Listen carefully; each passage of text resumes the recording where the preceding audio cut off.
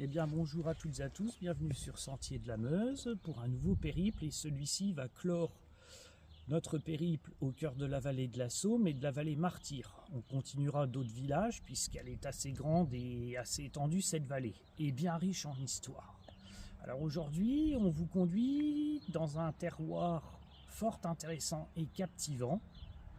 Il se situe sur le long du cours de la rivière Saulx et de deux grandes forêts, Jandeur et Trois-Fontaines, qui sont fort intéressantes au niveau géologique et au niveau de l'exploration en spéléologie. Alors ce territoire, fort riche de ses ressources en forêt et hydraulique, a déjà été occupé depuis très longtemps, néolithique, paléolithique, puisqu'on trouve des stations de taille de silex, des traces d'habitat. On va revenir un peu plus près de notre époque. On fait un petit peu un bond en avant. Ce sont des tribus celtes. Alors ici, ce sont les Leucs qui occupent une grande partie du territoire de la Meuse, en frontière avec les Rèmes, et qui ont pour capitale Nasium. Ce que l'on peut dire, c'est qu'étant alliés des Romains lors de la conquête des Gaules, en moins 52 avant Jésus-Christ, ils vont bénéficier de la Pax Romana, c'est-à-dire d'une stabilité.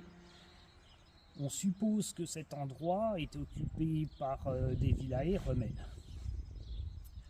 Un petit peu plus tard, à la chute de l'Empire romain, on arrive à la période du Moyen-Âge, dite médiévale, et ce que l'on sait, c'est que l'habitat va continuer. Il y aura eu des périodes un petit peu avant compliquées, tant que les Francs ne se seront pas bien installés pour stabiliser la région à la chute de l'Empire romain.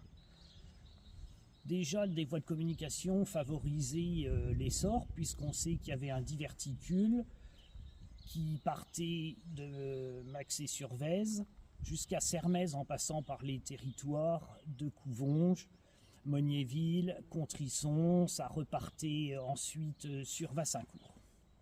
Donc revenons. Mais quel est ce village, vous allez me dire? Eh bien, c'est Robert-Espagne. Alors, je vous arrête tout de suite. L'Espagne n'a rien à voir avec le pays moderne. On ne sait pas trop.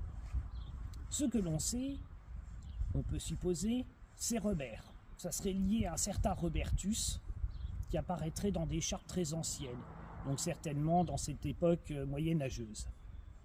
Il faut savoir aussi que s'installent de nombreuses abbayes. Alors sur le territoire des comtes de Champagne, Trois-Fontaines, un important rayonnement culturel, et également celle de Jandeur.